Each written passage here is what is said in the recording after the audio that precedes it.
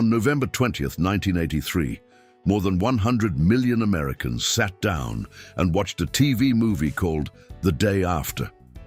It showed a nuclear bomb landing on Kansas, people getting vaporized mid-sentence, survivors stumbling through ash, hair falling out, no rescue helicopter at the end, no speech, no hero, just credits. ABC opened a 1-800 hotline that night, staffed by counselors for a TV movie, and a large part of that 100 million audience, kids. If you were born between 1965 and 1972, you were between 11 and 18 years old that night. Name's Frank. I observe things, and what I'm about to walk you through, most people never bothered to put together, not because it's complicated, because it requires actually paying attention to the generation that spent its whole life not asking anyone to pay attention to it. That would be you, so stay with me. You've held together bigger things than a 23-minute video. Here's what surveys from the 1980s actually found when they asked children what scared them the most. Second, nuclear war. Second, only to losing a parent. Not spiders, not the dark, not a bad grade, a mushroom cloud over an American city. You grew up in the 1970s and early 1980s, and the world ran on a very specific kind of background noise. Not loud, not constant, but always on, like the hum of a refrigerator. Except this refrigerator could end civilization. The Soviet Union had thousands of warheads aimed at American cities. Politicians were talking about weapons in space. Your teachers had you doing drills crouching under your desk or standing against the wall with a textbook over your head. A textbook over your head in case of nuclear war, as if that was going to do anything except give the cleanup crew something to read while they swept you up. And then, on a Sunday night in November 1983, your parents turned on the TV and 100 million people watched Kansas get flattened with no ending that felt like an ending.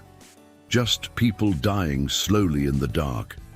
ABC, the TV network, thought nobody would watch.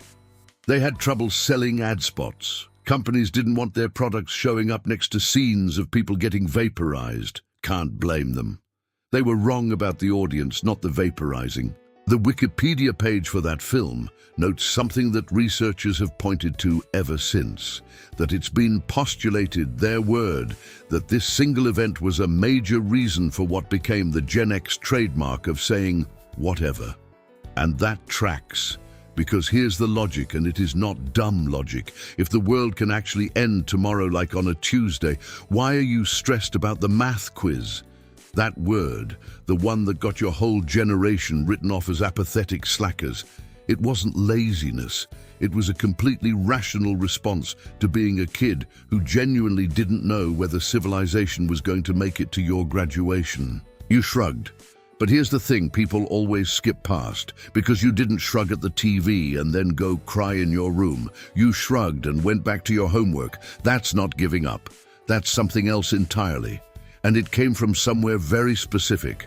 By 1980, the divorce rate in the United States hit its highest point in recorded American history. 22.6 divorces per 1,000 married women. That was almost double what it had been just 10 years before.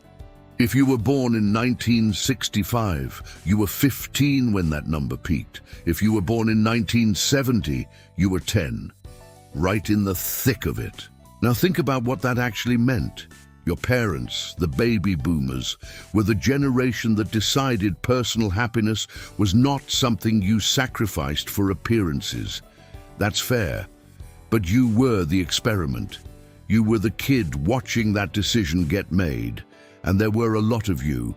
Researchers estimate that between 40 and 50% of children in that era watched their parents divorce. And whether your parents split or stayed together, they were both consumed with the economy, which was rough with work because now both of them had to work, with their own lives suddenly being renegotiated. It wasn't malicious, they just didn't have much left over. And the message that came through the walls, not always spoken but felt, was this: figure it out yourself, don't make noise, be fine. So you did.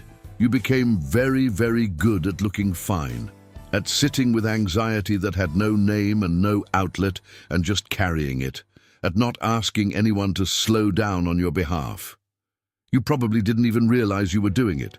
It was just the air. But all that time you thought you were just surviving. You were actually training. Training for what? That's where this gets interesting. There's a book. It was written by a psychologist named Lindsay Gibson. It's called Adult Children of Emotionally Immature Parents. You want to know what Gen X on Reddit is calling it? The Gen X guidebook to dealing with all of our trauma spilling out at midlife. This book comes up constantly in this subreddit. Personally, it helped me a lot. That's not an attack on your parents. The book is not about villains.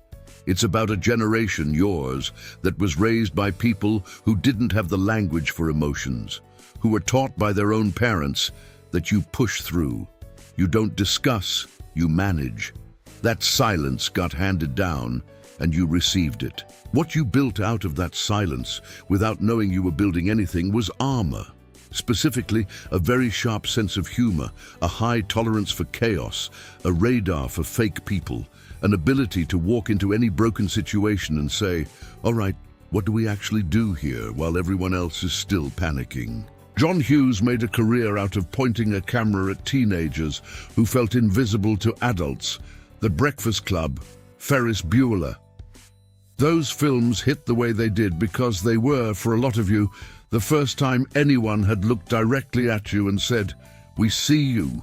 Nobody else was saying it. Not politicians, not the media, not marketers. A Pew Research survey found that 50% of Gen Xers believe their generation is unique, but couldn't agree on why or how. You know why that is? Because the things that made you who you are weren't big public events. They were the space between events, the absence of comfort, the absence of someone sitting down and asking how you were doing. Those things don't come with a name. They don't make the textbooks, but they make people. Data published by the research firm Solston in 2025 found that Gen X makes up just 20% of the US adult population, but holds 31% of all leadership roles in the country, 20% of the people, 31% of the seats. The generation nobody wrote trend pieces about, the generation that said whatever and got written off. That generation is quietly running a very large portion of this country right now, and almost nobody made a big deal about it, which is honestly very on brand for you. Okay? So you survived the noise, built the armor, figured everything out, got into your 40s and 50s. Things started to feel maybe like they were finally making sense. And then your parents got old and your kids didn't leave. There's a name for this, the sandwich generation. And Gen X is right in the middle of it, which makes sense given the generation's entire life has been about being in the middle. A Finance of America survey published at the end of 2025 put some numbers on how this is going. 86% of people in this situation reported emotional exhaustion. That's up from 79% just 3 years earlier. The average person here spends $10,000 a year on caregiving expenses and $1,350 more. That is almost 2 full months of your year gone. And Gen X, the generation with the most members caught in this situation, also carries the most credit card debt of any generation right now. $9,600 on average. That's the highest of any generation alive, according to the Experian 2025 Consumer Debt Study. So you are working a job, managing your parents' appointments, answering your kids' calls, trying to figure out what you're going to do about retirement, which is coming faster than anyone planned, and doing most of this without telling anyone how heavy it actually is. That is not weakness. That is what it looks like when the generation that learned to carry things keeps carrying things, even when the pile gets unreasonable. And the thing about a generation that was never taught to ask for help is they mostly don't ask, which means a lot of you are going through this completely alone in a way that doesn't look like struggle from the outside. You look like you have it handled, and maybe you do, but handled and okay are not the same thing, and you know that distinction better than anyone. Let's go back to those divorce numbers for a second. Your parents, the boomers, had the highest divorce rate in American history. You watched that up close. You felt what that did to a house. You carried it. And when you grew up, what did you do? You waited longer to get married. You took it more seriously. And once you made the commitment, you stayed. About 70% of marriages that started in the 1990s made it to their 15th anniversary, compared to 65% for marriages in the 1970s and 1980s. That is a real documented improvement, and it didn't fall from the sky. You saw the pattern. You decided you didn't want it, and you quietly did the work of doing something different. Nobody wrote a trend piece about that, by the way. It just happened. And then there's what you did as parents. The generation that received the least hovering, the least emotional coaching, the least let's talk about our feelings energy, grew up and created homes where feelings were actually discussed. Gen X parents were the first generation to regularly put emotional language at the kitchen table, to co-parent in ways their own parents never attempted, to tell their kids out loud that they matter and they're seen. Millennials get written up as the emotionally aware generation, the generation that invented gentle parenting, the generation that finally made it okay to talk about mental health. But that entire playbook, you wrote it first. You built the thing. They got to grow up inside it. You built the runway. They got to fly on it. No credit, no cultural moment dedicated to it. Just you doing what you've always done, figuring it out, not making noise about it. Let me put this together. You grew up under a nuclear cloud and called it Tuesday. Your home got complicated and you learned not to burden anyone with that. You turned all of it, the fear, the uncertainty, the years of being handed the message, be fine and figure it out, into a very specific skill set. One that the world has now spent 30 years quietly relying on without properly naming. Something is happening now, though, quietly in your 50s. People like you are starting to name what they've been carrying. There are books about it. There are Reddit threads full of people saying things like, "I'm only now realizing I never processed any of it." Or, "I thought being fine was the same thing as being okay."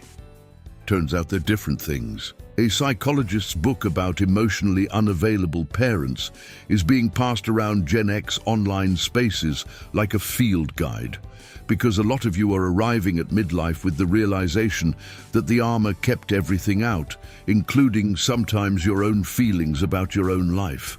That's not a crisis. That's just the timing of things. You didn't get space to look at any of it when it was happening. You were too busy being fine.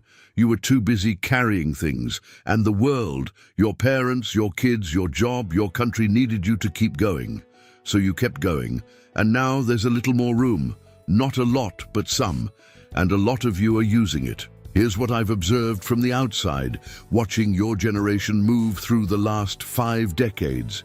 You took the most anxious childhood in modern American history, nuclear drills, household chaos, zero emotional support infrastructure, and turned it into adults who were calmer under pressure than anyone around them. You watched your parents' marriages fall apart at record rates and quietly built more stable ones. You received no model for emotional parenting and invented one for your kids. You got handed less than any generation around you and ran more of things than the numbers should have allowed. And you did it all without a press release. That word, whatever, people heard it and thought you'd given up. What they missed was what came right after the whatever. You still showed up every time. That's not armor, that's character. And there's a difference. Now I want to hear from you. Was there a moment growing up, something you saw, something you felt, something nobody around you seemed to notice, that you now realize shaped everything about who you became? Drop it in the comments, because this generation has stories worth telling, and most of them never got told. If this video hit something real for you, hit the like button and subscribe. There's a lot more where this came from. And if you want to keep going, there's a video on the screen right now that I think you'll find just as interesting.